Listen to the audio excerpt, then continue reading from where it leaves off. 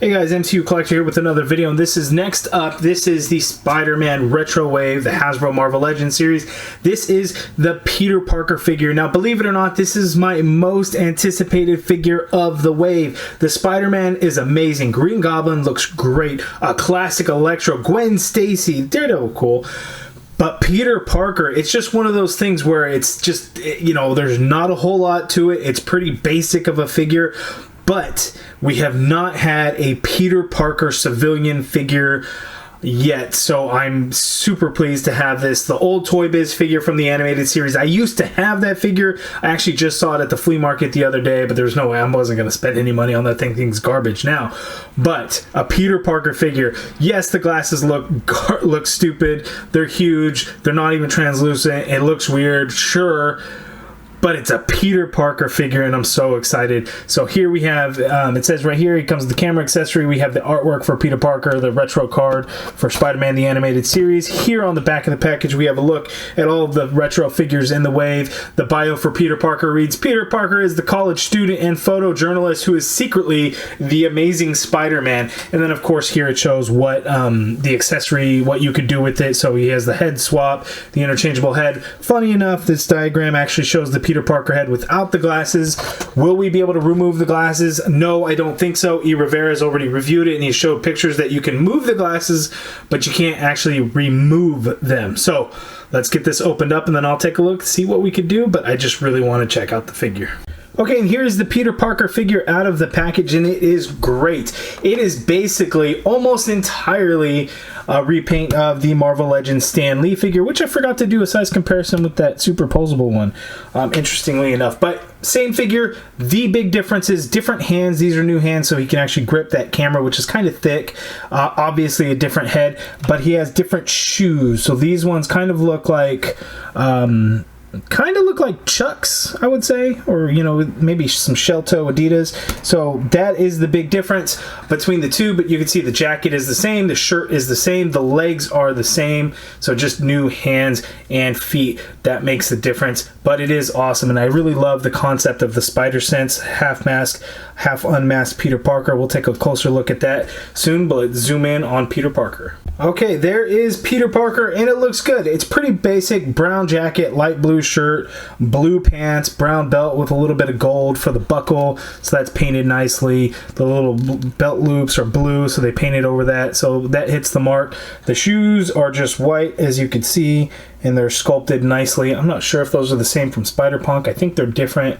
I'd have to take another look, but the Peter Parker figure looks pretty good, except for those glasses. And yes, those glasses are pretty bad, but they are movable. They're not removable because they are glued on, but you can move them around, so you can see that there is an actual Peter Parker face under there.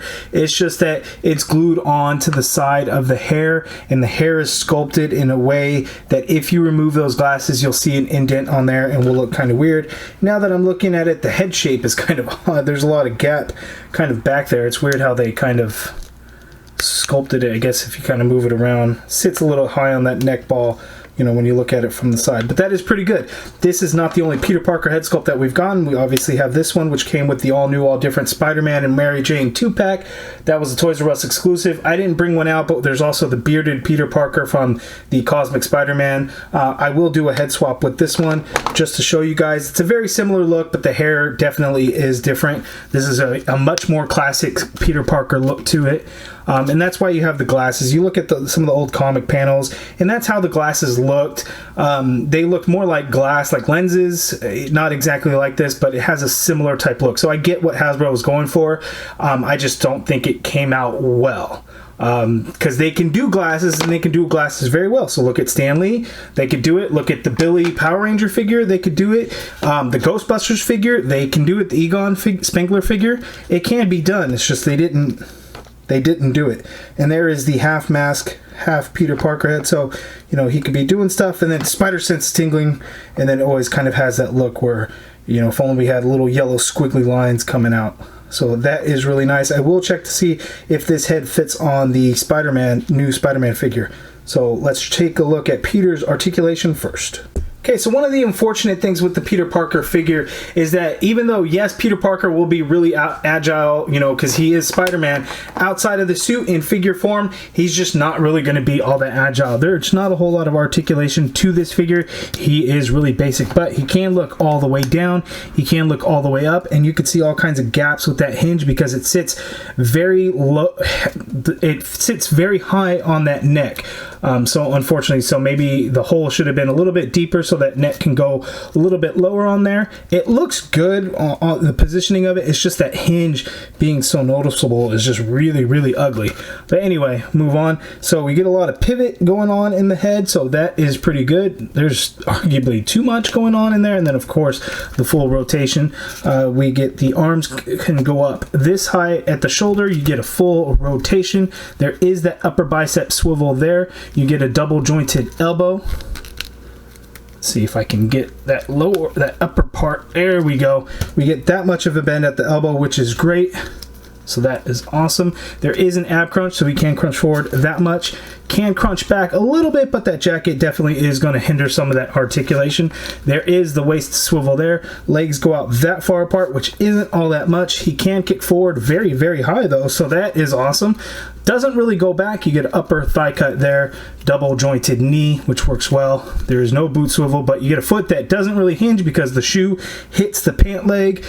You do get a nice pivot, and hinge goes up like one click, not a whole lot. So that's the only problem with the suited body figure. These legs are very limited in articulation on that ankle, and there are peg holes at the bottom of the feet. So decent. Oh, I forgot to mention the hands. So the hands swivel, they both have a hinge, standard hinge, roll of the dice hinge. The hands fit so deep into that sleeve that you can't get any use out of the hinges whatsoever. Like they're there, but you really can't do anything with them. So that's too bad. And I realized I forgot. Let's take a look at his camera. Okay, here is his camera accessory that he comes with. The only paint on there is that silver paint that's used for the flash bulb there. The camera is sculpted pretty nicely. It kind of has that real old school camera look to it because it is quite large. There's no viewing screen on the back or anything, so this is definitely an older style camera. I wish it would have come with a strap that you could have put around his neck, but he can hold it. As you can see, these hands look like a newer set of hands where they're really wide open to hold, and he can fit the camera right into either hand, whichever hand you want him to hold the camera. So that is pretty nice. Now let's see Peter next to Spider-Man. Okay, and here's the Peter Parker figure next to the Spider-Man figure, and then you can see is like build and size wise it's not quite the same, but maybe it's because the shoes, shoulders don't really line up, but who cares? They're pretty awesome next to each other. But looking at the two Peter Parker heads, let's see how Peter Parker looks with that head as we pop that one off. That one off from the all-new, all-different Spider-Man, and we could put Peter Parker on there, and you can see the neck fits so much lower on that ball peg to where he has like no neck. So it would have been nice to have something in between these two, but we don't have that. This could work. It fits on there just nicely. It just seems like he doesn't have very much of a neck, but if depending on the Peter Parker look that you wanted to have, you could do that. Now, somebody on my Spider-Man review had mentioned something about the wall crawling hands from the Spider-Man, all new, all different Spider-Man, the Toys R Us 2-pack from this guy. The pegs look to be about the same, so we're going to see how the color matches to test that out. So you could do the wall crawling hand there, and the reds are pretty similar. Look, maybe just a tad darker just because it has more of a shiny kind of gloss to the red itself, but that definitely can work. So if you have that Spider-Man 2-pack with Mary Jane, you can use the wall crawling hands for this Spider-Man, so that is really cool.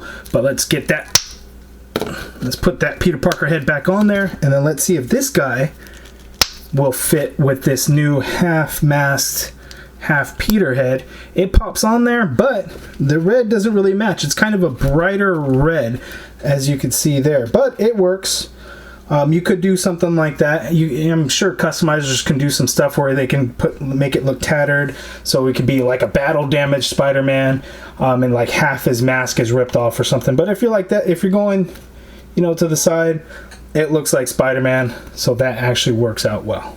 Okay, and here are a couple of size comparisons real quick. We have Peter Parker next to the Pizza Spider-Man, and the sizes just really don't work out. And having this Spider-Man and now looking at like Pizza Spider-Man, I kind of don't like this body mold. And you know, it was kind of the standard, and it wasn't the greatest. It never really was, because the arms couldn't go all the way down.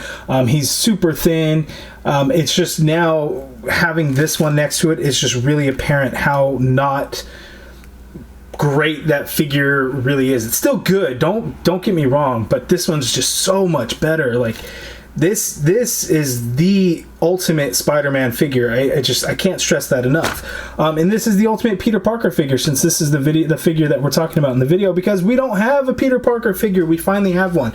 So here he is next to Mary Jane, and then a little bit later on, you guys will see, you know, Gwen Stacy / Mary Jane, even though it's a Gwen Stacy and it comes with an extra Mary Jane head. I'll be popping it onto this figure to see how that looks. But, you know, we'll get to that video in the next couple of days. But anyway, Peter Parker, you guys let me know down in the comments below what you think of this figure.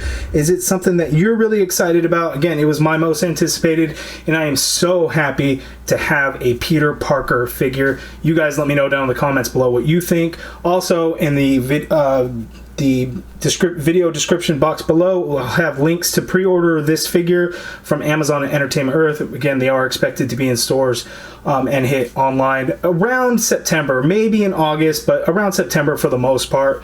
But you guys check it out in the video description box, and then any comments down below. If you guys liked the video, please hit that thumbs up button, subscribe if you haven't already done so, and as always, thank you for watching.